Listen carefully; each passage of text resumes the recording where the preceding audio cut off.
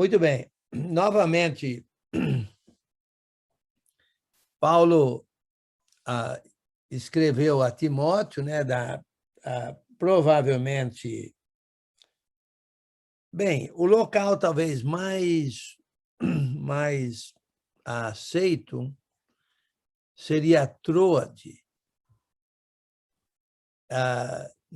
ao norte da Ásia, né? E se é que eu me lembro, deixa eu ver, sempre eu esqueço, eu acho que fica na Frígia, né? Ficava na Frígia, deixa eu checar isso aí, porque aí a gente fica falando e eu só lembro na hora que eu vou falar que eu lembro. Então, eu podia ter checado antes, né? Mas TH, deixa eu ver aqui.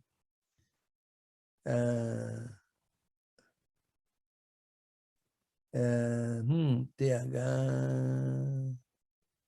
Ixi, não é. É Troade. TR. Acho que é TR. Ok, Troas. Ok. A Mísia, desculpa, Mísia. Ao noroeste, na parte noroeste da Ásia Menor, né? Ao norte da Ásia. Ok? Mísia. Vou até escrever aqui para não tentar esquecer da próxima vez. Troade. Muito bem. Ele estava a caminho da Macedônia, né, quando ele deixou Timóteo lá na cidade de Éfeso. E ele, então, deixou Timóteo lá em Éfeso porque alguém estava ensinando uma outra doutrina. E é interessante isso, porque, olha só, Paulo esteve 2 anos em Éfeso durante a 3ª viagem missionária. 2 anos. Fez um grandioso trabalho, o evangelho se propagou por toda a Ásia, né, tanto para judeu como para gentil, que é uma província da Ásia Menor, né, ao oeste da Ásia Menor. E agora ele está na 5ª viagem. Eu diria que deve ter sido aproximadamente eu acho que eu já falei, eu não sei ao certo, mas eu diria uns 6, 7 anos, talvez um pouquinho mais. Vamos chutar de 5 a 10 anos, vai. Que ele esteve lá em Éfeso e já tinha gente ensinando outra doutrina. Então, a gente precisa ficar sempre de aviso, sempre atento, para que não comece a ensinar outra doutrina, uma doutrina que é outra, que não é aquela ensinada pelos apóstolos, né?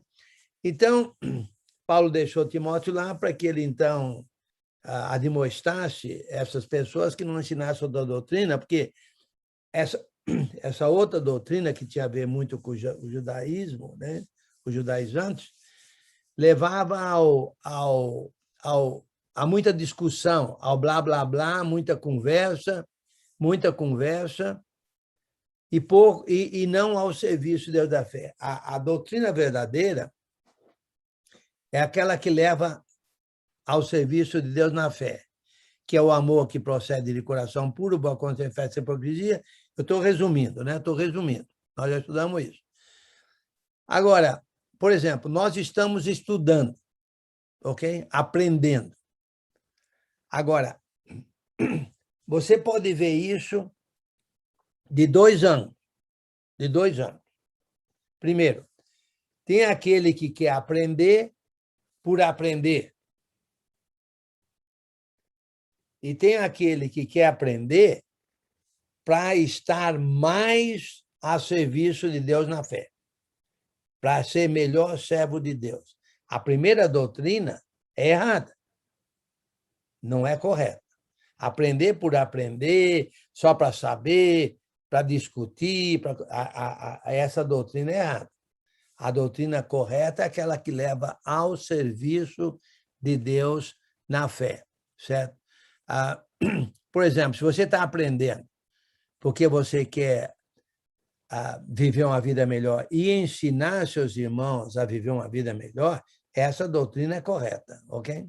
Essa doutrina é correta. Tendo a ver com o conhecimento. Tendo a ver com o conhecimento, ok? Mas o problema ali tinha a ver com a lei de Moisés, né? Os judaizantes queriam introduzir a lei de Moisés. Isso a gente nota no livro de Gálatas, muito, certo? A gente nota no livro de Romanos, muito também. A gente nota no livro de Colossenses também, e assim por diante, ok? E era um problema muito sério lá que Jesus teve, né, confrontando os fariseus na época que ele estava estabelecendo a sua doutrina, né, pregando o evangelho, Jesus, o reino que estava chegando, e aí os judeus, os fariseus, não entenderam nada disso. Ok, bem, isso como introdução. Então, o serviço, e Paulo menciona vários serviços aqui. O primeiro serviço que ele menciona é o de evangelismo, né? Evangelismo. O evangelista é aquele que sabe bem o evangelho e propaga, né? Propaga. Ele tem o dom, ele tem... Bem, já falamos sobre isso de dom e não dom, né? Mas existe um serviço de Deus na fé que pode ser o serviço de todo cristão, é propagar Jesus Cristo, certo? Propagar Jesus Cristo. Mas Paulo menciona, a meu modo de ver, 4 evangelistas. Ele e Timóteo. E mais 2, Himeneu e Alexandre. A meu modo de ver, eram 2 evangelistas que rejeitaram, como está escrito ali no capítulo 1, rejeitaram a boa consciência e vieram naufragar na fé. Porque se você... O serviço de Deus na fé é composto de 3... O serviço de Deus na fé é o amor. É o amor. Mas ele é composto de 3 partes, certo? Primeiro, coração puro. Segundo, boa consciência. Terceiro, fé sem hipocrisia. Se você não tiver esses 3, certo? Você, por exemplo, se a sua fé é hipócrita, você vai naufragar, certo? Se o coração não é puro, olha, você pode naufragar também. Puro quer dizer dedicado, voltado, direcionado, visando aquele que é o serviço de Deus na fé, certo? E se você não manter uma boa consciência, você naufraga. A meu modo de ver, baseado nesses 2 aqui que naufragaram na fé porque rejeitaram a boa consciência, a meu modo de ver, vou dar uma opinião aqui. E opinião, você sabe, opinião é opinião, né? Não é nada garantido, né? Mas a minha opinião é que muito cristão naufraga na fé porque não mantém a boa consciência. O que quer dizer isso? Ele sabe que deve fazer o certo e não faz. Aí, a consciência vai ficar mordendo. Ele acaba naufragando. Ele pode até acabar tendo uma consciência, como tem uma palavra, não lembro, consciência cauterizada, parece, né? Parece que a palavra é cauterizada. Bem, então, após ele mencionar o serviço de evangelismo, ele menciona um serviço que também é muito... todo cristão deve fazer, que é o serviço de orações, né? Orações, súplicas, orações, capítulo 2, versículo 1, intercessões, ações de graça em favor de todos os homens. Um terceiro serviço mencionado para ele, esse serviço, olha, esse serviço é espetacular, é claro, orando em favor, ok? Esse é o serviço, Orando em favor. Não é orando a favor seu, porque você está a serviço, você está orando em benefício de alguém. Ok? Em benefício de alguém. Que diz aí, por exemplo, em favor de todos os homens, em favor dos reis e de todos que se acham vestidos de autoridade. Ok, muito bem. Um outro serviço de Deus na fé que a gente nota aqui. É claro que você deve orar por você também, mas nós estamos falando de serviço de Deus na fé, ok? Você pode até orar para que Deus capacite você a ser melhor servo, para que você use melhor seus talentos. Eu diria que é nessa área, nesse contexto. Mas aqui orar em benefício de outros, porque é serviço de Deus na fé. Um outro serviço que a gente vê são os varões orando em lugares públicos, né? Lugares públicos, em público. Ok. Aí um outro serviço de Deus na fé aqui, mencionado no capítulo 2, é das mulheres. Que o serviço de Deus na fé aqui é que elas devem serem ataviadas com boas obras, certo? Com boas obras. Agora, é interessante isso, olha só, versículo 9 diz assim, da mesma sorte que as mulheres, em traje decente, se ataviem com modéstia e com bom senso, não com cabeleireira frisada e com ouro ou pérolas ou vestuário dispendioso, porém com boas obras. Olha, 2 pontos aqui, certo? A mulher se vestir de boas obras, ok? Quando você vê uma irmã, qual é a roupa que você vê nela? Entendeu? Se você vê nela boas obras, roupa de boas obras, então ela está a serviço de Deus na fé. Mas tem um outro caso. Se você olha numa mulher e ela está lá com o cabelo todo cheio de coisinha, e enfeitada como se fosse uma árvore de Natal, certo? Com brinco para tudo quanto é lado e não sei o quê, enfeitada. E muitas vezes com uma roupa indecente, às vezes transparentes.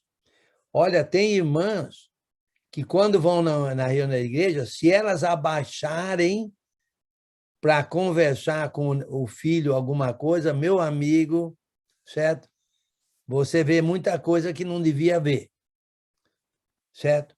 Então, nesse caso, ela está a não serviço de Deus na fé, porque ela está levando homens a pecar, ela está levando homens a pensar coisas erradas, a verem o que não deviam ver, porque se uma mulher agacha na sua frente, certo? Só se, desculpa, né? É difícil você não ver coisa que não devia ver, vamos dizer assim. Então, aí está a não serviço de Deus na fé, certo? E se ela estiver vestida de boas obras, ela está a serviço de Deus na fé. É interessante isso, porque, olha, eu já ouvi algum irmão, uma irmã falar, não, mas meu marido quer que eu me vista assim. Então, nem você, nem o seu marido não estão a serviço de Deus na fé. Ué, se você está levando homens a pecar, e a ficar olhando você pela sua roupa, pelos seus decotes, assim por diante, isso é não serviço de Deus na fé, tanto você como seu marido. Entendeu? Agora, se o seu marido quer ver você com pouca roupa, meu amigo, vai lá na sua casa, certo? Põe pouca roupa que você quiser, ou até nenhuma, né? Vamos dizer assim.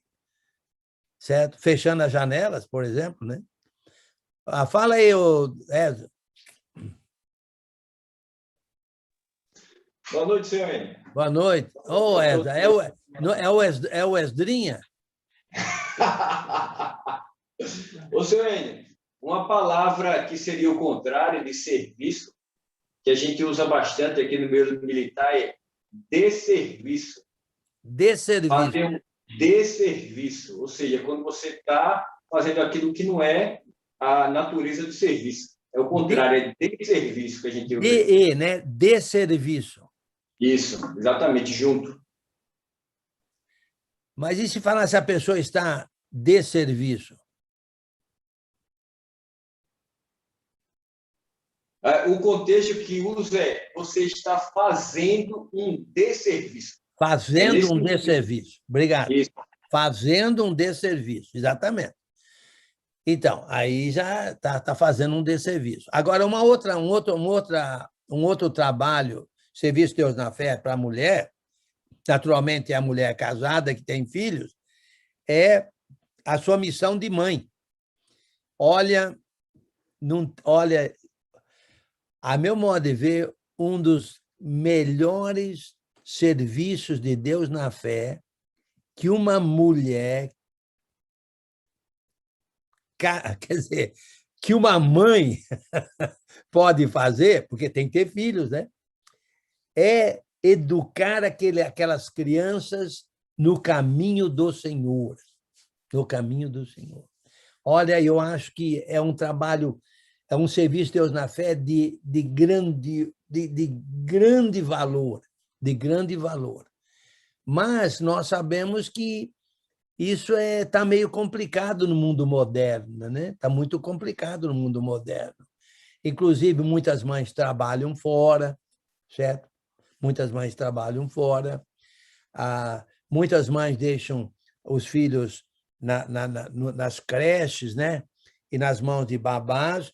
Não estou condenando, não estou criticando nada, eu estou dizendo que fica difícil de fazer um excelente trabalho de Deus na fé. A meu modo de ver, uma esposa e uma mãe, uma dona de casa, olha, é um trabalho muito grande, muito profundo, de grandes repercussões, de grande apoio, não só ao marido como aos filhos. Olha, se eu fosse sábio, eu instituiria uma universidade só para ensinar mulheres a serem esposas e mães. Mas você sabe que isso aí não vai acontecer mesmo. Né? Não, mas, na verdade, a meu modo de ver, é um trabalho grandioso. Bem, o próximo serviço de Deus na fé mencionado por Paulo é o de presbíteros, presbítero, episcopado, ok? Pastoreio, que é cuidar da igreja. Agora, olha só, capítulo 3, versículo 1. Quem fiel é a palavra, se alguém aspira ao episcopado, excelente obra almeja. É uma excelente obra. A missão de mãe, a mulher será preservada através de sua missão de mãe. Se ela permanecer em fé e amor e santificação com bom senso, e se alguém aspira ao episcopado, excelente obra almeja, todo homem devia aspirar ao episcopado. Mas, como é uma função, entendeu? A pessoa tem que ser qualificada. A mesma coisa, para ser preservada na missão de mãe, você precisa ter filhos. Como é que você vai ser preservada na missão de mãe se não tem filhos? Então, para pastorear, para exercer essa excelente obra, certo? É preciso que o homem cristão seja qualificado, ok? E as qualificações são aí mencionadas, como eu falei, se a gente for explicar cada uma delas em detalhe, aí vai levar muito tempo e tem mais. Nós já conhecemos elas e tem muitas aí que são interpretativa. Mas o que acontece se o homem era... a mulher dele morre, aí ele casa de novo, e... Não, mas ele não era cristão. Não, mas ele era cristão. Não, mas ele... Não, e aí, e os filhos dele, enquanto os filhos estavam em casa, ele coordenava bem os filhos, mas depois que foram embora, aí ele não tem mais controle sobre eles. Será que... não vamos nem entrar nesses detalhes, certo? Como eu falei, eu chego muito ao pé da letra no sentido de ficar bem próximo da interpretação, e fora isso, depois você pode estudar o quanto quiser, se aprofundar o quanto quiser, interpretações diferentes, assim por diante. Então, vamos lá. É necessário, porém, que o bispo seja irrepreensível, esposo de uma só mulher, temperante, sóbrio, modesto, hospitaleiro, apto para ensinar, não dado ao vinho, não violento, porém cordato, inimigo de contendas, não avarento. É aí que nós estamos? Sim, foi aí mesmo. Moen. Obrigado, obrigado. E que governe bem a própria casa, criando os filhos sob disciplina, com todo o respeito, pois se alguém não sabe governar a própria casa, como cuidar da igreja de Deus? É claro, se um homem não pastoreou bem a casa dele, como é que ele vai pastorear bem a igreja? É a mesma coisa que você vai colocar para jogar de centroavante um cara que não sabe marcar gols. Oxê, não faz sentido. Então, na verdade, o homem cristão que pastoreou bem a casa dele, ele já passou na prova de pastoreio, vamos dizer assim. E ele, então, ele pode pastorear a igreja. E é claro que, pastoreando a família dele, ele vai ter esposa bem controlada, assim, não quero usar a palavra controlada, bem modesta, bem sóbria, bem interessada nas coisas de Deus, etc., etc., porque ele pastoreou a família. E os filhos dele vão ser filhos interessados na igreja, no trabalho do Senhor, nas reuniões da igreja, em serem fiéis. Então, ele passou na prova e ele, então, está qualificado também para pastorear a igreja, juntamente com... naturalmente, com as outras qualificações, né, certo? Mas é claro que, se você juntar tudo, aí dá um pacote só, na verdade. Fala aí, Ana. O bispo é o evangelista, então. Não.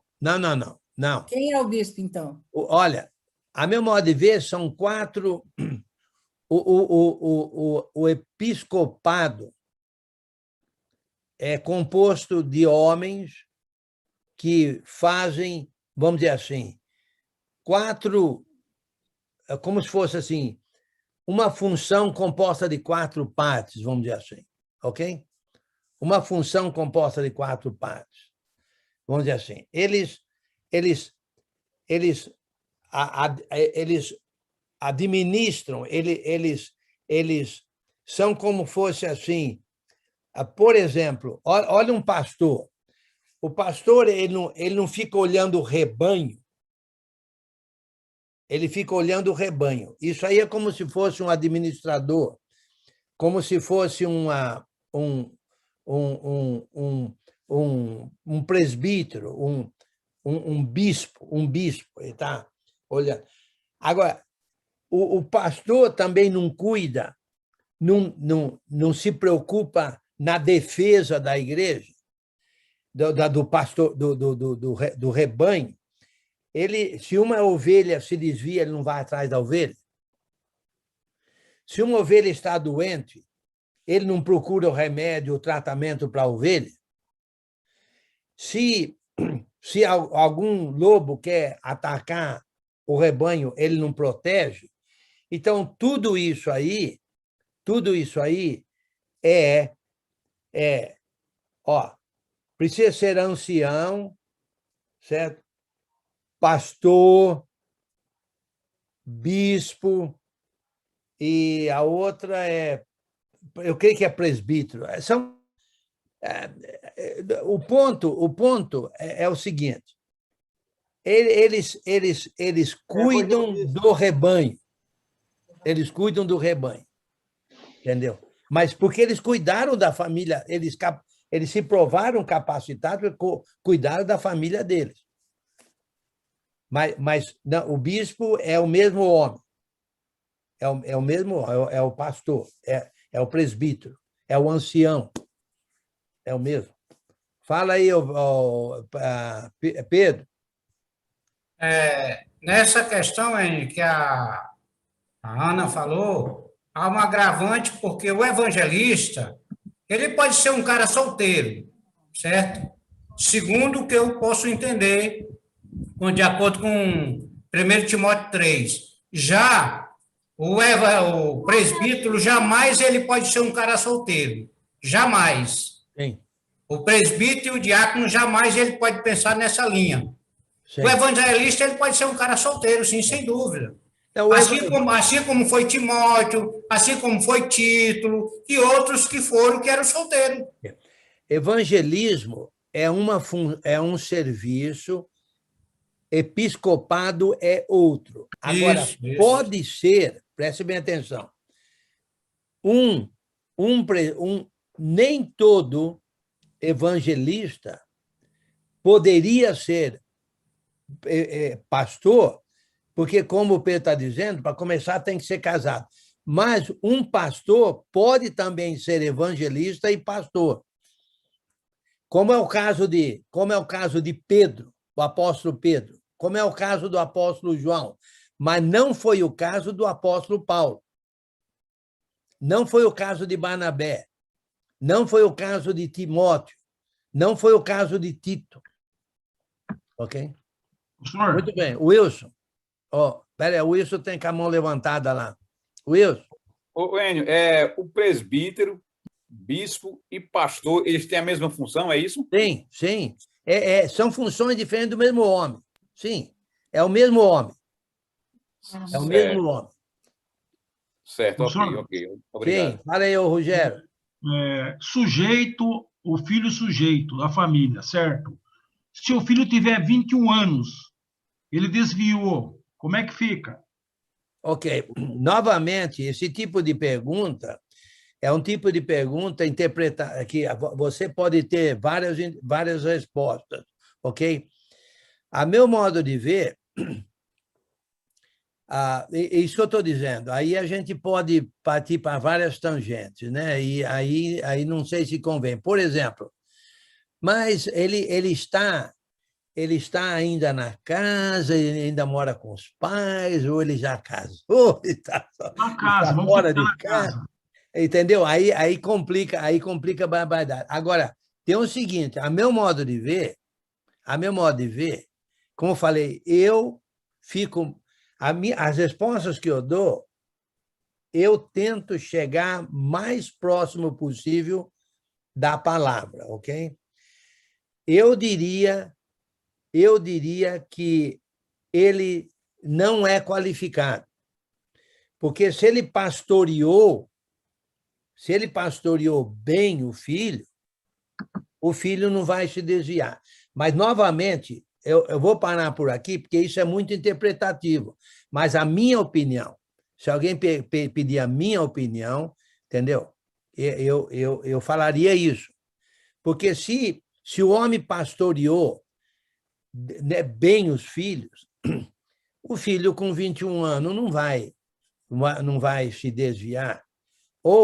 E se depois ele se desviou e voltou, ele voltou e se tornou fiel, aí o homem qualifica. É isso que eu digo. Aí eu vou te contar. Aí como falei, aí a gente pode viajar em várias direções. Mas o importante é que ele precisa pastorear a família dele. Senão ele não qualifica. Muito obrigado. Ok. E o versículo, por exemplo, versículo 6, não seja neófito. para não suceder que, se ensoberber, se incorra na condenação do diabo. Olha, neófito quer dizer novo na fé. Novo na fé. Olha, é interessante isso. Está dizendo aqui que o novo na fé, ele corre o perigo de ensoberbecimento. Eu não sei por que ele seria, bem, porque é um trabalho, o presbitério é um trabalho, é uma excelente obra. E um novo na fé, ele pode se ensoberbecer porque ele foi reconhecido como homem espiritual, como um homem né, de boas qualidades, e aí aquilo ali pode subir na cabecinha dele, porque ele é novo na fé, e ele pode, então, incorrer na condenação do diabo, que, a meu modo de ver, é exatamente a soberba. A soberba, né? Então, olha, isso acontece. Eu já vi acontecer com pessoas que também nem eram neófitos. Eu já vi acontecer isso, certo? Às vezes a pessoa é muito muito amável, dedicada, todo mundo gosta de conversar com aquela pessoa. Aí a pessoa se torna presbítero, meu amigo, daí a pouco as pessoas têm até medo de conversar com ela. Entendeu? Já observei isso em casos, né? Mas não pode ser neófito, não pode ser neófito. Pelo contrário, é necessário que ele tenha bom testemunho dos de fora, a fim de não cair no opróbrio e no laço do diabo.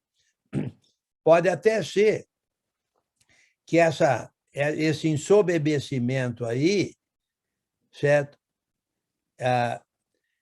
Olha só, um neófito não vai ter bom testemunho dos de fora, porque ele é novo. Entendeu? Ele é novo. Para você ter um bom testemunho dos de fora, você precisa ter uma vida longa suficiente para os de fora notar que você que você é uma boa pessoa e você tem o testemunho. Um novo não vai ter isso. Então, então, uma outra qualificação que muita gente usa, inclusive para presbítero, é ancião. Ancião. Na fé. Na fé. Ok? Eu não sei se vocês já notaram, tem um grupo religioso aí no Brasil que os evangelistas deles aí são chamados de elder. Já viram isso, né? Elder. A palavra elder quer dizer um velho, um mais velho, uma pessoa mais idosa, mais idosa, entendeu? E então, aqui nos Estados Unidos, a palavra mais comum usada para os presbíteros é elders. Elders, ok? E aí esses jovens aí com elder fulano, elder ciclano, né? E então a palavra elder é usada aqui comumente para se referir aos pastores. Aqui os mormons no Brasil. Exatamente. Agora, deixa eu novamente falar. Se tiver alguém aí com alguém, me ajuda com as mãozinhas, porque eu não vejo todo mundo, ok? Você aí. Na minha frente, quando eu puder, gostaria de falar, tá? Perguntar. O Azemar levantou a mão, Enio. Ok, Azemar, por favor. Boa noite a todos. Boa noite.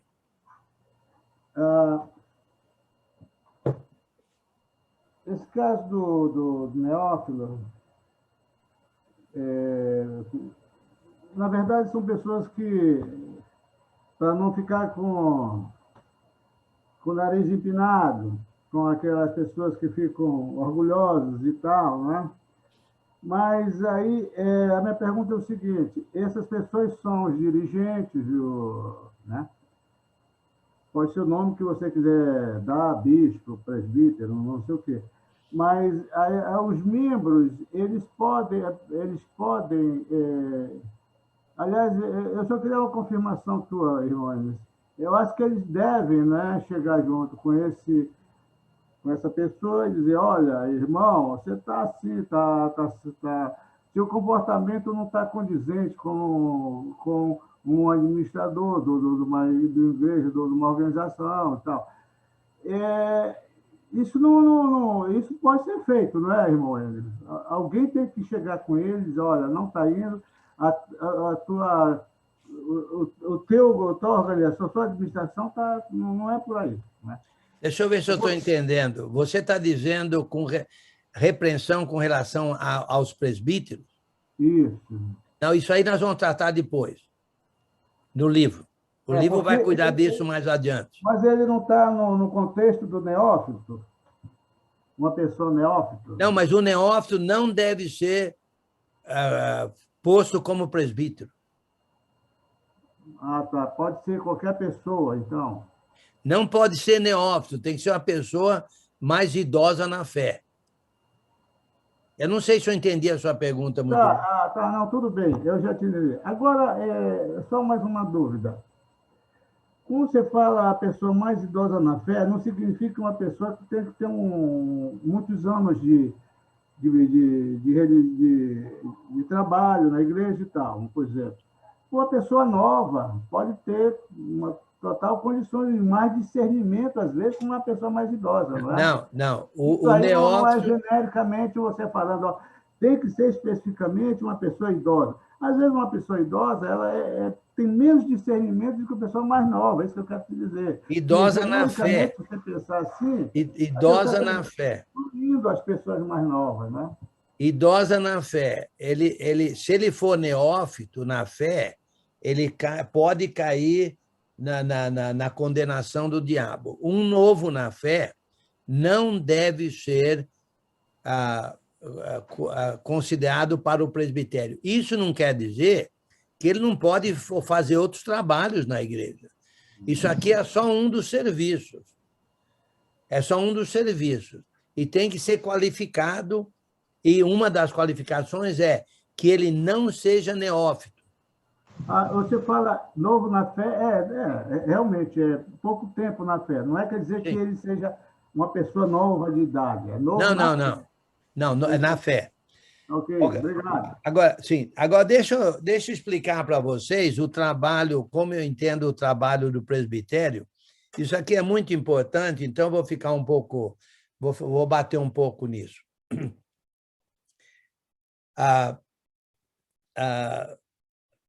Não, deixa eu fazer isso mais adiante, quando eu falar dos diáconos também, porque aí vai mexer com os diáconos. Deixa eu falar isso mais adiante, ok? Não me deixe esquecer que eu quero falar mais sobre o trabalho dos presbíteros, ok? Mas eu tenho que falar primeiro dos diáconos para depois encaixar os dois trabalhos, ok? Versículo 8. Semelhantemente, quanto a diáconos, é necessário que sejam respeitáveis, de uma só palavra, não inclinados a muito vinho. Olha só, não inclinados a muito vinho. O pastor, o presbítero, no versículo 3, não dado ao vinho. Então, na teoria aqui, o diácono podia tomar uma e outra, e o presbítero não. No entanto, hoje em dia, na nossa sociedade, não devia, porque aí vai criar problema, vai criar defamação, coitado. Mas naquela época, Naquela época não tinha nada demais tomar um copo de vinho. Mas o presbítero não. O presbítero não deve, está dizendo, não dado ao vinho. É interessante isso. Mas, como eu falei, novamente, isso também é interpretativo, né? Mais uma cervejinha, não sei o quê. Não, mas está dizendo aí que o presbítero não é para ser dado ao vinho, e o diácono, que não seja inclinado a muito vinho, mas tem outras passagens que têm muito a ver com o estrago, com a difamação, com a influência, com levar irmãos a pecar, exatamente por causa disso.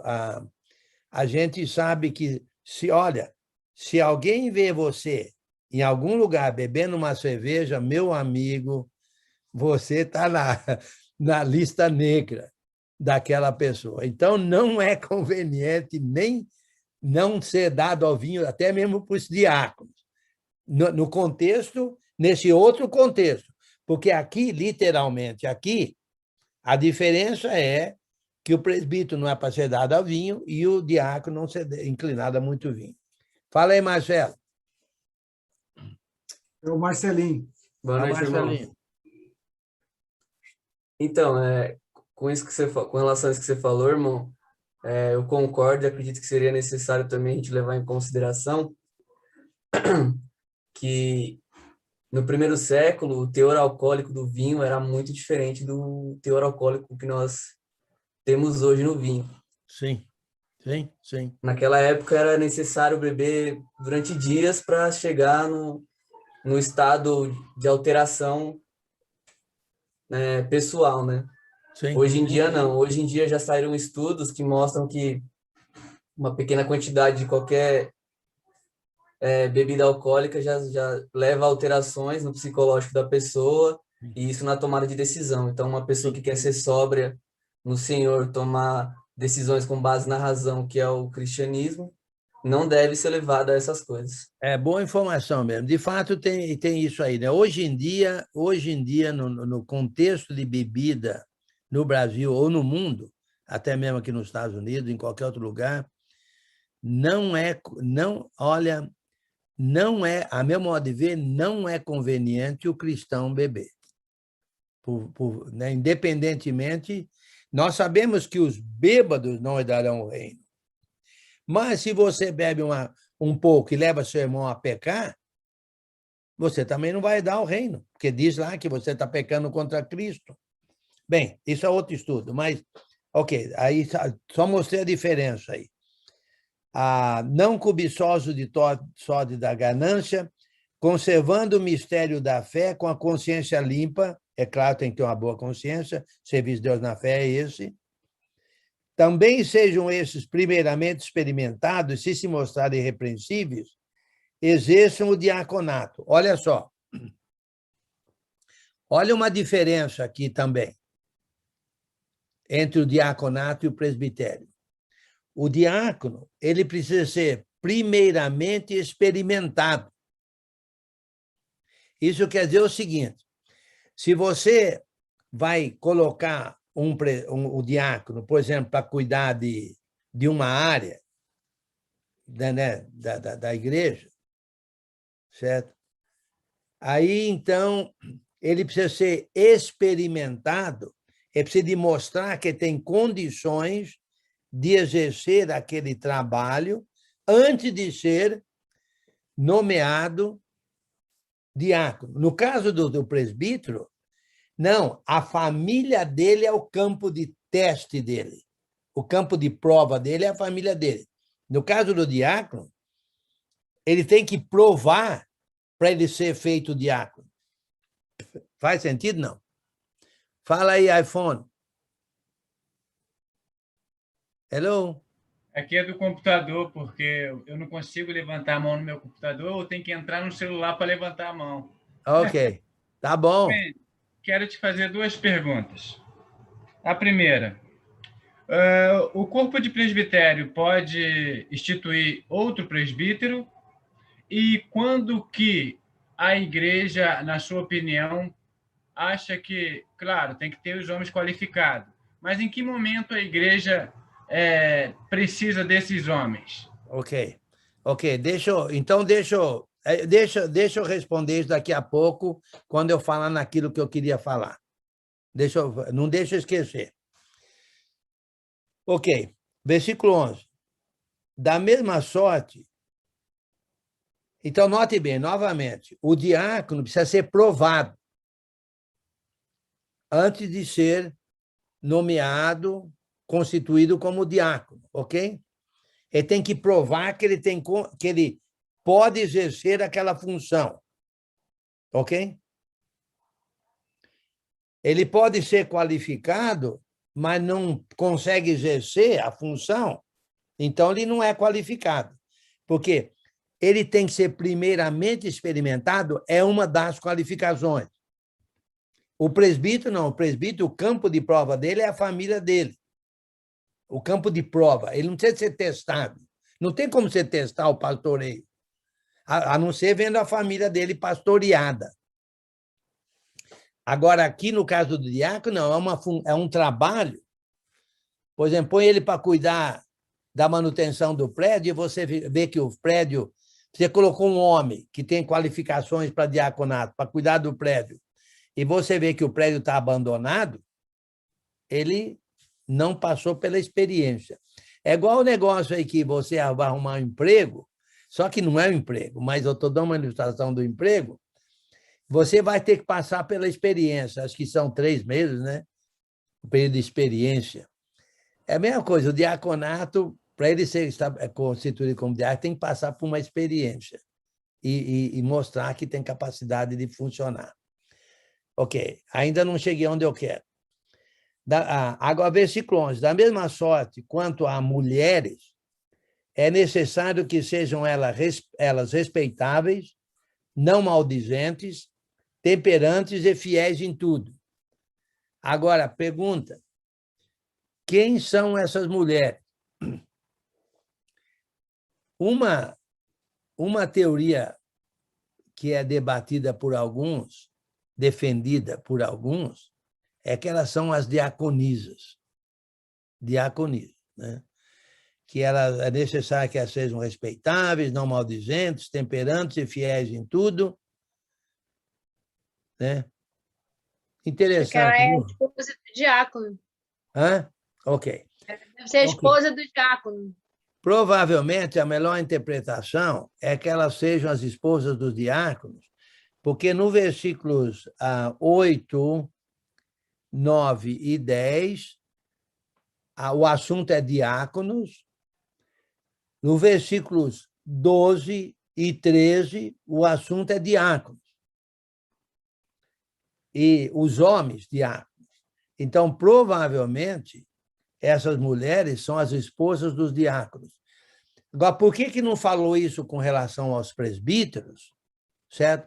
Porque uma mulher assim, respeitável, não maldizente, temperante e fiel em tudo, faz parte do pastoreio que o homem fez na família dele.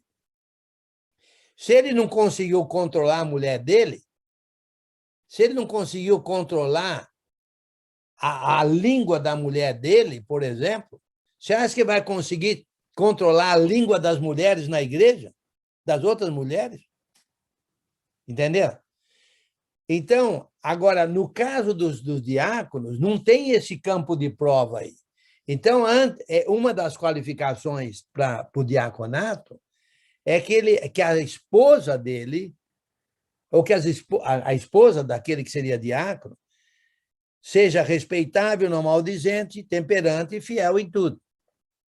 Agora, o versículo 12.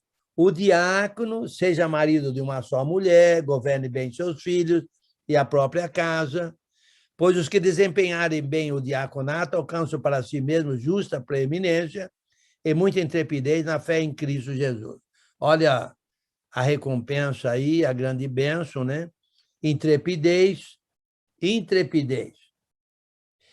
Olha, se o diácono alcança intrepidez, certo? O presbítero também alcança intrepidez. Aliás, ele já é intrépido, né? Porque ele pastoreou bem a sua própria família, né? Então, ele já é intrépido, vamos dizer assim. Agora, deixa eu falar sobre o trabalho dos presbíteros e o trabalho dos diáconos, e aí tentar responder, inclusive, a pergunta do irmão Wagner. Olha, os pastores não são dirigentes da igreja, ok? Nem os diáconos. O dirigente é um só e é Jesus Cristo. Ok?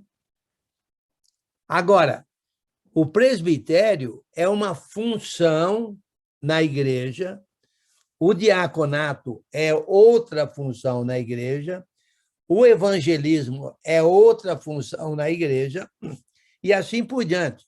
São funções.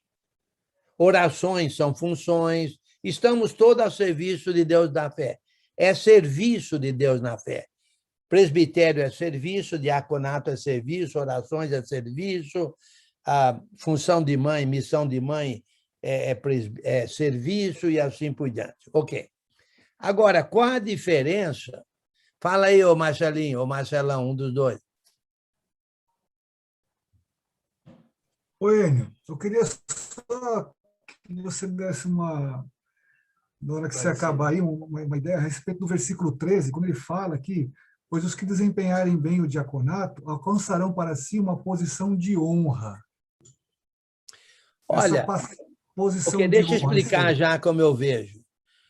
Tudo, olha só, o serviço de Deus na fé é o amor que procede de coração puro, boa consciência, fé sem hipocrisia. Ok? Quem tiver um coração puro, o servo do Senhor, Deus, do nosso Deus, que tem um coração puro, uma boa consciência, uma fé sem hipocrisia, entendeu? Ele está desempenhando bem a sua função. Inclusive, como diaconato, como diácono, entendeu? Se ele fizer isso, ele alcança para si mesmo justa preeminência, como se fosse assim, ele se sente solidificado, ele se sente firme na fé, ele se sente apoiado, é como se fosse assim, ele se sente apoiado no seu próprio serviço, certo? Lembra, ele está pisando em solo firme, que é a própria dedicação dele, certo? E ele, então, alcança a intrepidez. Isso aí leva ele a pulos mais altos, vamos dizer assim, no sentido de dedicação. Não só ele, mas também todo cristão. Mas o diácono, ele tem, ele exercendo bem o trabalho dele, certo?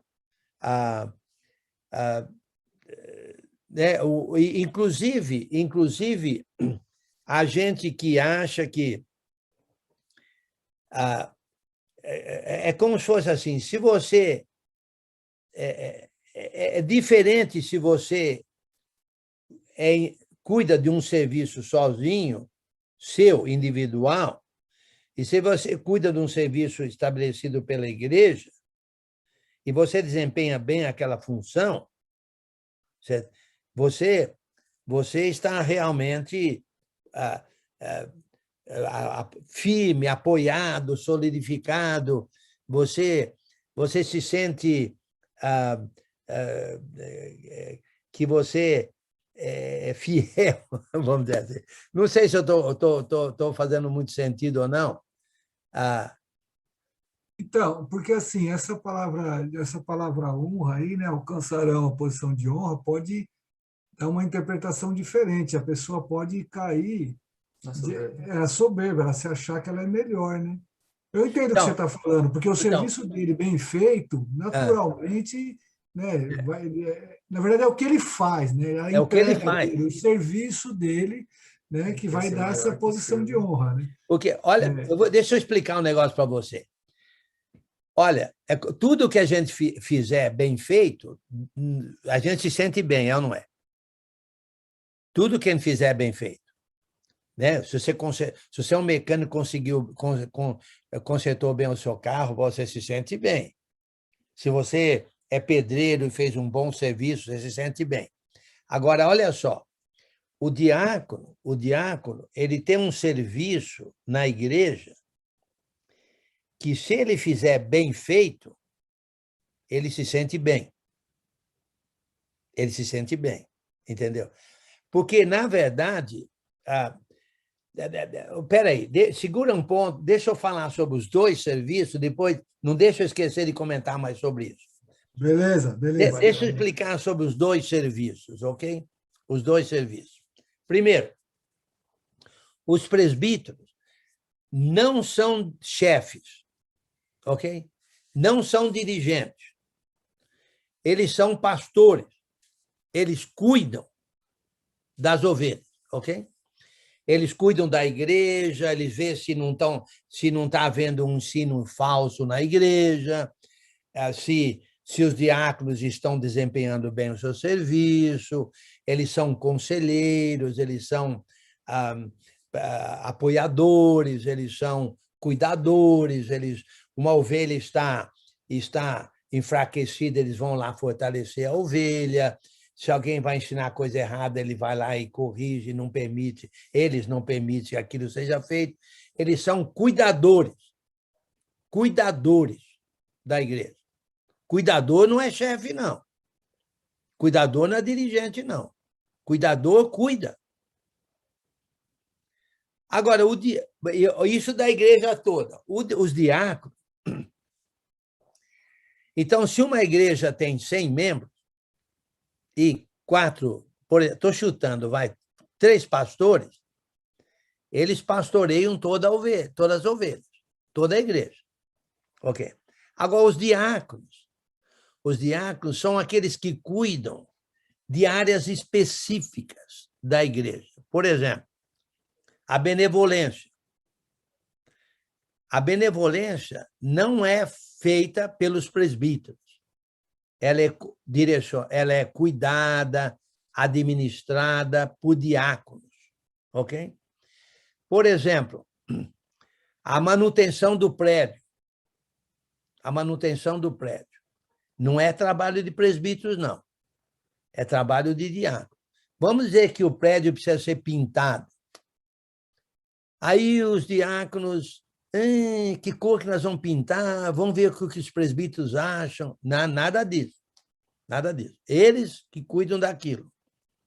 Certo? Eles cuidam de área específica. Por exemplo, outra área, a área de tesouraria, do dinheiro, né? Pegar a coleta, levar para o banco, pagar contas. Tudo isso é trabalho de diáconos, não é trabalho de presbíteros. Ok. Uma vez, eu era pregador de uma congregação que tinha presbíteros e diáconos. Um diácono chegou para mim e falou assim, eu queria tanto me reunir com os presbíteros, faz 2 anos que não tem reunião com os presbíteros, não sei o quê.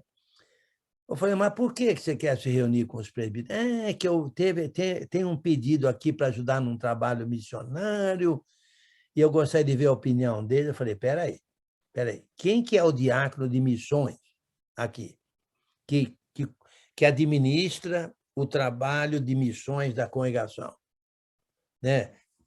Que manda dinheiro ou que cuida do trabalho missionário. Quem é? Falei, sou eu, o diácono. Eu que sou o que cuido dessa área. Ok, então tem um pedido aí de ajuda de tanto por mês. Ok. Olha, isso aí você tem que administrar essa área. Você tem que saber para que é, se vale a pena, se é o que a igreja gostaria de fazer, quem é essa pessoa que está pedindo, se é uma pessoa conhecida, se é uma pessoa que está fazendo o trabalho, se é um trabalho que você acharia que vocês deveriam cooperar ou não. E tem mais, a igreja não tem orçamento? Tem. pode tirar do orçamento essa quantia ou não? Ok, você está vendo todo esse trabalho, eu chamo de trabalho de perna. Tem aqui no estado tem uma expressão que fala o trabalho de perna, tem que correr atrás dessas coisas, entendeu? É trabalho do diácono, não é do presbítero. Se os presbíteros for fazer o trabalho, esse trabalho, que trabalho que você vai fazer? Nada. Eles vão fazer o seu trabalho. Esse é um trabalho seu. Faz o seguinte, estuda tudo isso que eu falei, se você acha que você não consegue tomar decisão, chama mais pessoas para fazer uma equipe com você, você é o diácono encarregado, certo? E aí, então, vocês decidem, você administrando isso, se deve ou não ser feito. Nem precisa informar os presbíteros. Nem precisa. Você é o homem encarregado.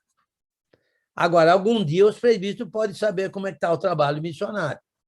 Aí você vai ter que se explicar, falar, certo? Mas se você é diácono dessa área, é porque a igreja considera você qualificado para administrar essa área. Não é área de presbitério, é área de diaconato. Os pastores vão administrar a igreja no sentido de ver se a igreja está indo bem, o que é que está faltando ali, se o irmão está desviando, se a pregação está fraca ou não está fraca, o que mais precisa ser ensinado, como é que está a escola dominical, no sentido de ensino, entendeu? Eles administram a igreja nesse sentido, de pastorear. O seu trabalho são diferentes. Agora, infelizmente, aí vai reformar a igreja, quer pintar as paredes, aí você vai pedir para o presbítero se pode pintar de amarelo? Meu amigo, isso aí não é trabalho de presbítero, não. Isso é trabalho de diácono, de diaconato, não de presbitério. Entendeu? Então, infelizmente, muita coisa cai em cima dos presbíteros, eles ficam sobrecarregados, desanimados. Tem gente que não quer ser presbítero porque diz que é uma bucha, mas desde quando é uma bucha pastorear o povo de Deus? Entendeu? E cada um na sua função. O problema é que, geralmente, os presbíteros querem ter o dedinho em cima de tudo e não deixam os diáconos fazer a obra deles.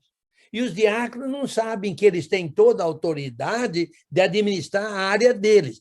A área de benevolência, tem o diácono encarregado daquilo, a área de tesouraria, tem os diáconos ou diáconos encarregados daquilo, a área de manutenção do prédio e área de documentação.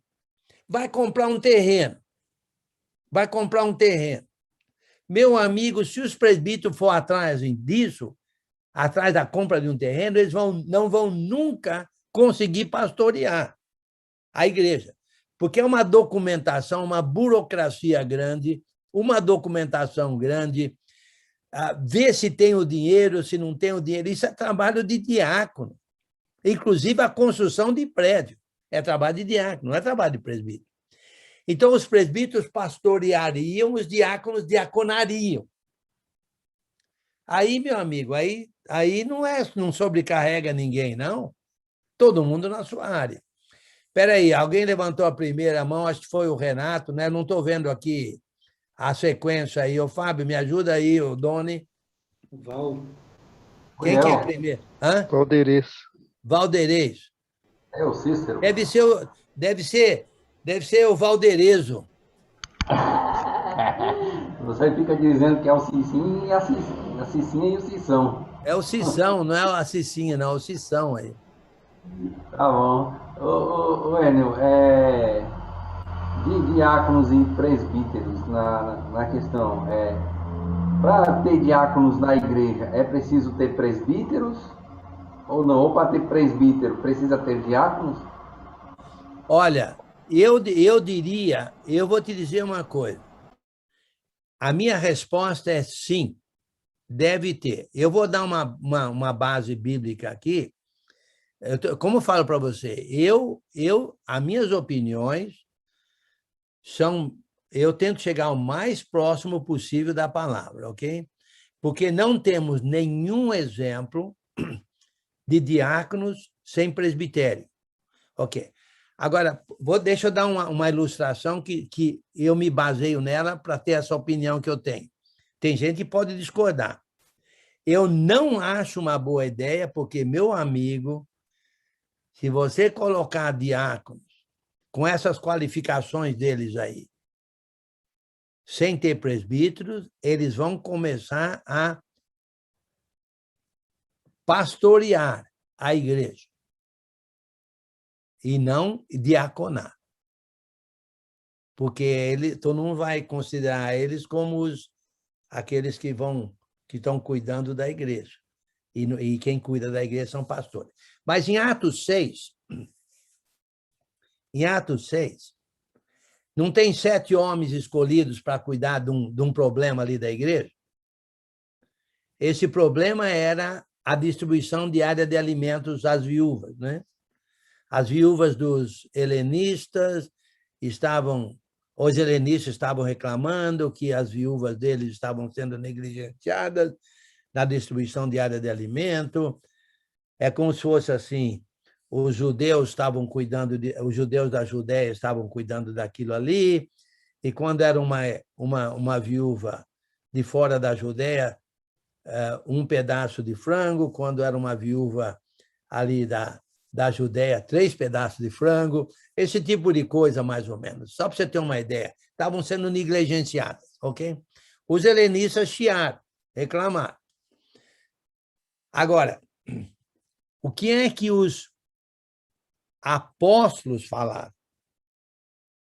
Não diz que eles eram presbíteros. Apóstolos. Escolham entre vós 7 homens com as seguintes qualificações. E a igreja escolheu 7 homens. As qualificações lá não são as mesmas dos diáconos aqui de 1 Timóteo, não. E eles não são chamados de diáconos. Não são chamados de diáconos. Certo? A meu modo de ver, não deveriam ser, a meu modo de ver. Eles não são chamados porque não tinha pastores, tinha apóstolos, mas não tinha presbíteros. A meu modo de ver, ok? Então, a meu modo de ver, eu não acho uma boa ideia. No entanto, você precisa de homens para cuidar de várias áreas da igreja, mesmo não tendo presbíteros ou diáconos. Por exemplo, quem é que vai cuidar da benevolência? Não tendo presbíteros nem diáconos. Quem é que vai cuidar, por exemplo, de pegar o dinheiro da igreja, né, dos irmãos, e depositar no banco? Quem é que vai pagar a água, a luz? A igreja vai ter que escolher homens no sentido daqueles 7 homens lá de Atos 6. Não são diáconos. Não precisa nem ser casado. Entendeu? Mas, se você tiver presbíteros, os homens que vão cuidar dessas áreas aí seriam os diáconos. Assim entendo eu. Muito bem, quem mais? É o Renato? Não? O senhor já respondeu, porque nós íamos perguntar se Caio de 1 Timóteo encaixava em Atos 6, mas o senhor já respondeu. Ok, obrigado. Eu quero falar, Enio. Oi. Eu quero acrescentar essa preocupação, né? Igrejas pequenas não tem pastor, não tem presbítero, e às vezes levantam um corpo de homens para fazer esse serviço. Agora, tem que tomar muito cuidado esses homens. Sim. Para que não tenha. Agora, você lembrou bem, esse Atos 6 é que é mais semelhante a essa situação. Sim, com certeza. É isso. Com certeza. Você vai ter que ter homens qualificados para cuidar de algumas áreas, mas não quer dizer que eles são diáconos, nem não são eles que cuidam da igreja. Então, tentando responder uma pergunta aí que eu não lembro quem fez, aqui, deixa eu ver, não lembro qual que é a pergunta que eu falei que... ali de preeminência. Alcanço justa preeminência. Quem perguntou isso? Foi o Marcelo? Foi o Marcelo, não foi, Marcelo? Fui eu, Enio. Fui eu, sim. Ok. Olha só. Preste bem atenção. Olha só. É difícil você notar um serviço bem feito dos pastores. Porque, meu amigo, estão cuidando das ovelhas todas. Entendeu? É difícil. Então, você não pode falar de justa preeminência, porque não dá nem para notar a preeminência. Porque foram atrás de uma ovelha que está afastada, mas e depois tem a outra ovelha que está afastada, então tem aqui atrás daquela, recupera essa, mas a outra lá está se desviando, vai atrás da outra.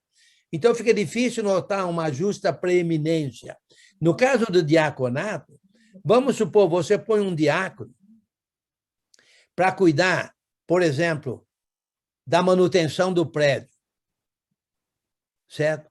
Meu amigo, isso aí dá para notar a preeminência nisso aí.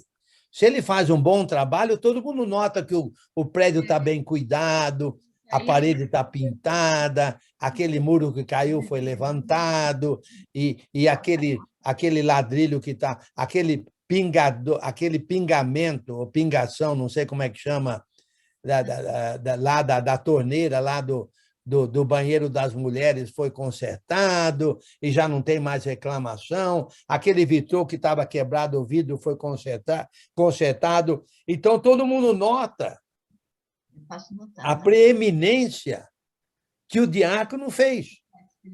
Nota uma preeminência no cuidado do prédio. Então, ele se sente bem. Nossa, eu estou fazendo um bom trabalho. Então, não é que isso é para subir no nariz dele, não, mas ele se sente que ele está fazendo um bom trabalho.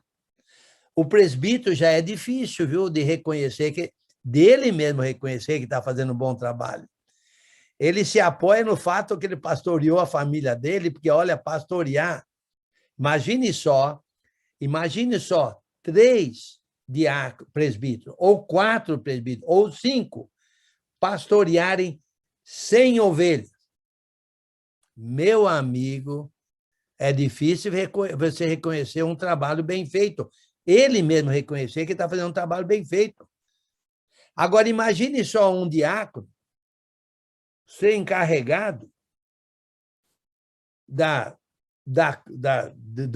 do prédio, da manutenção do prédio, ou da compra de um terreno.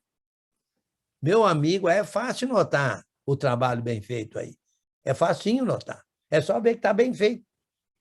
Mas para pastorear sem ovelha, para notar... Então, eles alcançam justa preeminência, muita intrepidez, porque eles sentem, nossa, que bom, porque ele reconhece que ele fez um trabalho bem feito. Entendeu? Ele reconhece, ele está vendo, ele pode pôr a mão e apontar, olha, eu não fui encarregado de...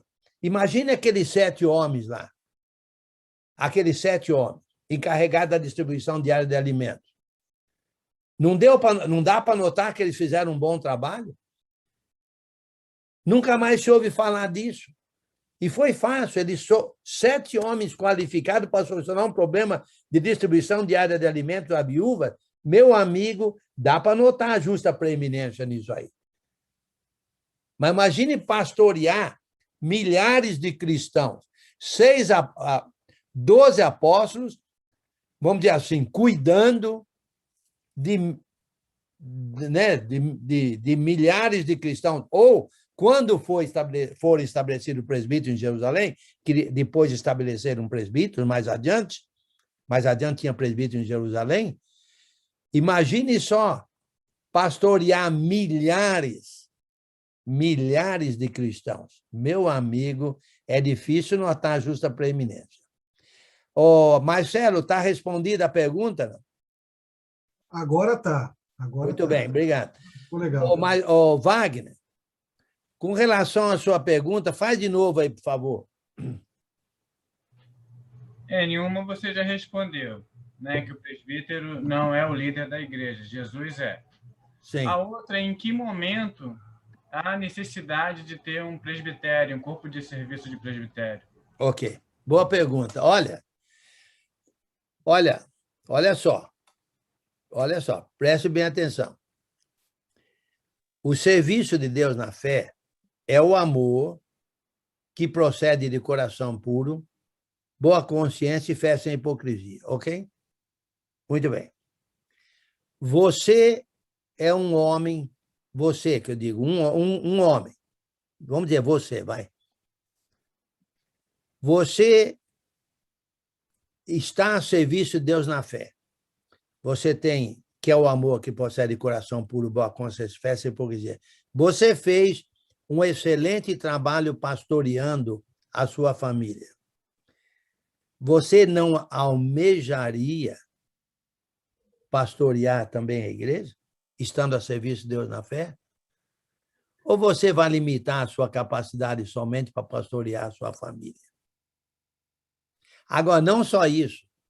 Os irmãos, notando isso, meu amigo, eles vão pegar você e vamos dizer assim, por favor, ajude a cuidar da igreja. Entendeu? Porque o serviço da fé é o amor que procede de coração puro, quando faz fé sem hipocrisia. Entendeu? Então, se você tem essa capacidade de pastorear, como você provou na sua família, a igreja vai, eu não quero usar a palavra implorar, né? Mas ela vai realmente pedir para você cuidar da igreja também, os homens qualificados. Porque quantos tiverem, quantos homens qualificados? A mesma coisa, olha só. Olha, tem um prédio, a igreja tem um prédio. O prédio tem que ser mantido, cuidado, ok? Muito bem. A parede ali desbotou. Ok. Tem um vazamento lá no banheiro dos homens. A vizinha está reclamando que a água da chuva passa pelo muro do prédio da igreja e vai na casa dela. Ok? Muito bem. Agora, me diga uma coisa. E você tem na igreja homens qualificados no trabalho de pedreiro, no trabalho de construção. Homens qualificados. E no caso de diaconato, homens que têm essas qualificações mencionadas. Meu amigo, para começar, ele vai se prontificar. Ele vai. Não há dúvida que vai. Ele está a servir, ele é um servo de Deus. E ele tem essa qualificação, entendeu? Mesmo não sendo diácono, mesmo ele, vamos supor, mesmo ele sendo solteiro, vai. Mesmo sendo solteiro. Mas ele tem essa qualificação, meu amigo, ele vai se prontificar a servir a igreja nesse sentido aí. Agora, tendo homens qualificados, os homens qualificados administrariam isso. Porque é uma administração de pequeno grau ou de pequena extensão, porque para você solucionar um problema, por exemplo, de vazamento de água pelo muro, meu amigo, vai ter que conversar com a vizinha, vai ter que saber que buraco é esse, vai ter que verificar que material que precisa, vai ter que comprar material, vai ter que apresentar a conta para o Ministério da Tesouraria, vai ter que conversar com a igreja, permissão da igreja de solucionar, que você vai solucionar o problema.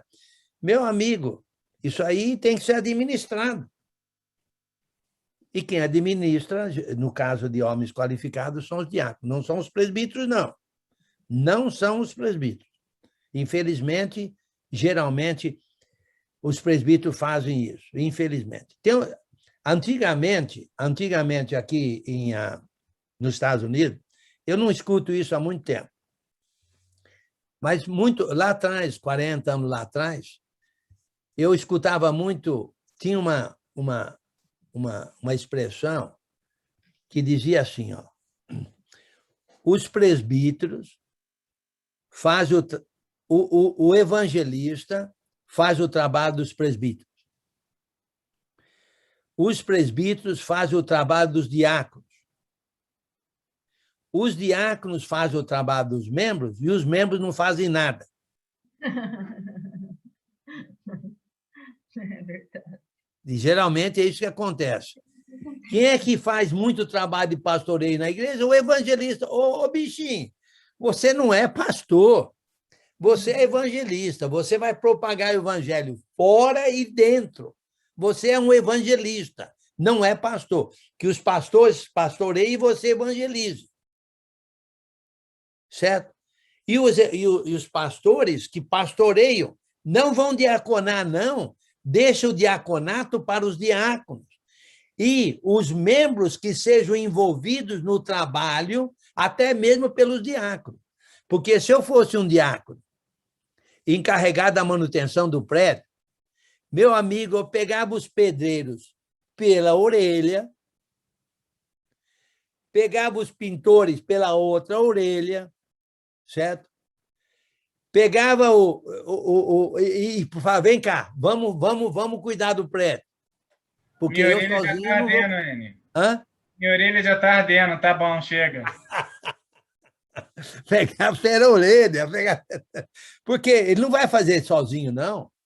Meu amigo, se ele fosse sabidinho, ele não vai fazer sozinho, não. Agora, imagine um irmão que é pedreiro não querer ajudar. Ô, meu amigo, ô, meu irmão, você não está a serviço de Deus na fé? Você não é para ter um coração puro no serviço? A igreja precisando do trabalho seu de pedreiro, e você é um pedreiro, você não quer fazer? Você não está a serviço de Deus na fé? Porque isso é também serviço de Deus na fé. Também. Não é o único serviço de Deus na fé. Mas é um talento que a pessoa tem. Só faltava, por exemplo, vamos supor que a igreja tem um carro. Geralmente não há o caso, mas vamos supor que tem um carro. Aqui nos Estados Unidos, muitas igrejas têm peruas. Perua. Você não tem estudo hoje, não? Olha, eu hoje fui sabidinho.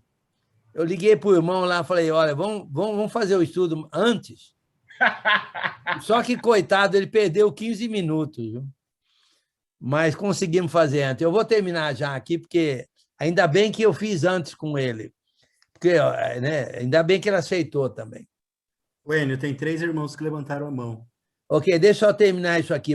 Aqui nos Estados Unidos tem as igrejas têm geralmente peruas para levar jovens não sei aonde e assim por diante. Agora, imagine na igreja tendo mecânicos e a igreja ter que pagar uma oficina lá fora para consertar o carro. Meu amigo, se eu fosse mecânico, eu me prontificaria a solucionar o problema dos carros da igreja. Entendeu? Só um exemplo, hein?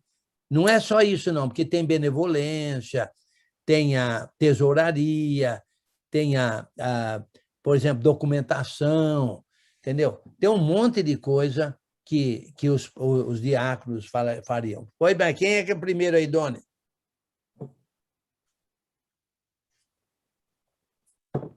A Ana, depois o Rogério e depois o Azemar. E aí vamos terminar, viu? Vamos terminar com a Azemar.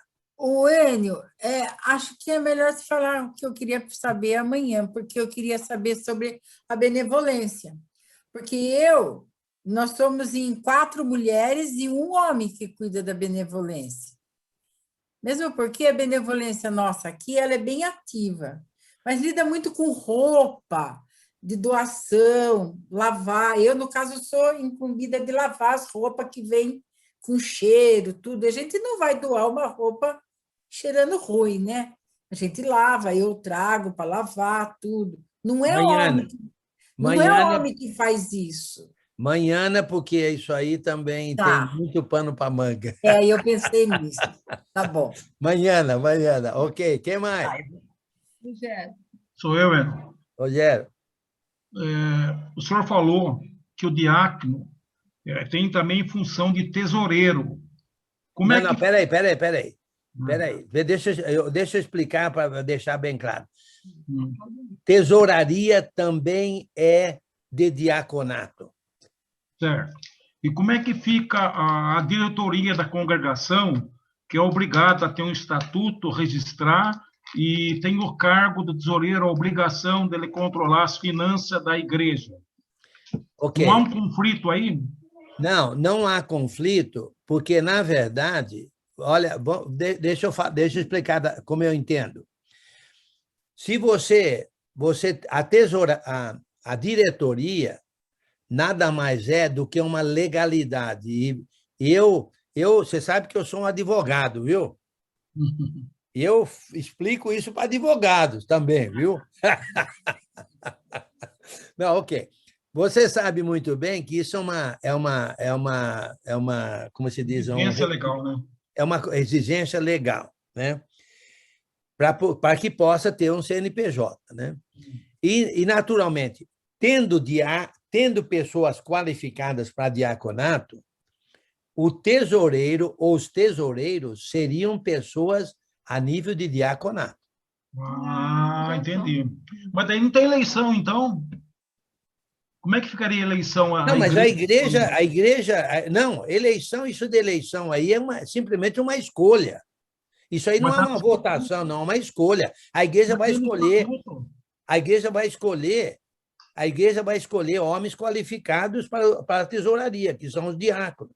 Isso se tivermos diácono na congregação. Se não tiver diácono, a igreja vai também escolher homens nessa área que não são diáconos, porque não tem diáconos. Mas aí está preenchendo a exigência legal. Mas no momento que tiver diáconos, ok? Eu diria que esses tesoureiros, que não seriam diáconos, estariam na liderança ou na administração de diáconos. Os diáconos administrariam o trabalho desses tesoureiros. Entendi. Mais ou menos? Não? Tá bom, tá ótimo. Ok, obrigado. Obrigado, senhor. Muito bem. Quem mais mesmo é o Azemar, né? Sou eu de novo. Irmão Enio, considerando que o diácono e o presbítero, eles estão na mesma hierarquia horizontal, né? Na mesma hierarquia. Então, vamos dizer assim que Jesus Cristo é o diretor da igreja, é o dono da igreja, e vem os presbíteros e o diácono. Peraí, deixa eu interromper, sendo mal educado, mas deixa eu interromper para você continuar o raciocínio. Olha, como você falou, a hierarquia é a seguinte, olha, Jesus Cristo é o cabeça, aqui é a minha cabeça, ok? Jesus Cristo. E abaixo dele, os presbíteros, os diáconos, as mães, as orações, e todos os irmãos, porque todos estão a serviço de Deus na fé, de acordo com as suas funções. Não quer dizer que Jesus é o dirigente e depois vem os presbíteros e os diáconos e abaixo os outros. Não. Os outros estão no mesmo nível, todos os outros, inclusive presbíteros e diáconos. Então, todos estão no mesmo nível, vamos dizer. Sim. Tá. Então, a pergunta é o seguinte, se estão no mesmo nível horizontal, quem é que institui, por exemplo, um diácono? Vamos dizer, é o próprio presbítero? Olha, eu diria o seguinte, Primeiro, quem é que estabeleceria os presbíteros? Para começar. Quem estabelece os presbíteros? Olha, aqui, olha só, quando... Ok, podemos falar isso amanhã, porque vai levar uns 15 minutos por baixo. Não, tudo bem. É só para terminar, um minutinho. Só para terminar. Então, é que às vezes ninguém, eu não sei se os irmãos sabiam, mas eu particularmente não sabia que o diácono ele tem o livre-arbítrio, então, de fazer sua administração sem participar para o presbítero, né? Como você falou. Eu vou administrar o prédio da igreja, se eu quiser, eu como diácono, participar para o presbítero que eu vou mandar pintar de azul, tudo bem e está tudo certo, né? Então, necessariamente, eu não tenho a obrigação de participar para os presbíteros. O que eu vou fazer? Só tenho que dar resultado, não é? Olha, de acordo com aquele exemplo que a gente tem lá em Atos 6, que não é diaconato, mas é um serviço, entendeu? O diácono não é um tirano. Por exemplo, se eu fosse um diácono e eu estou cuidando do prédio da igreja, eu chamaria vários irmãos para me ajudar nessa administração do prédio. Inclusive, agora, se vai pintar o prédio, a primeira coisa que eu faria com os meus ajudantes é consultar as mulheres.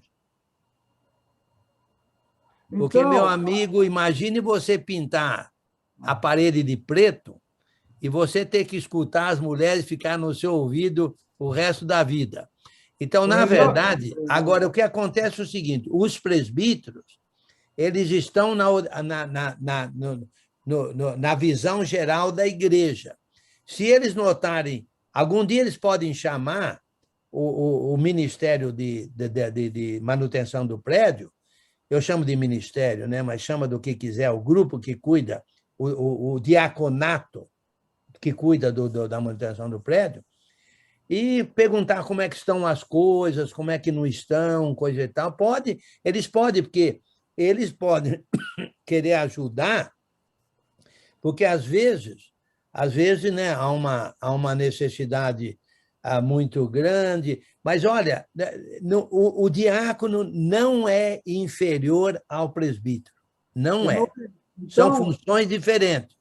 Então, o bom senso diz que, por exemplo, o diácono não custa nada. Olha, ele vai fazer uma obra, ele vai executar um serviço, não custa nada ele fazer uma parceria, conversar com os presbíteros, com os líderes da igreja. Isso não tira, vamos dizer assim, algo dele, não é? Eu acho que o bom senso diz que você tem que trabalhar em conjunto aí, não é?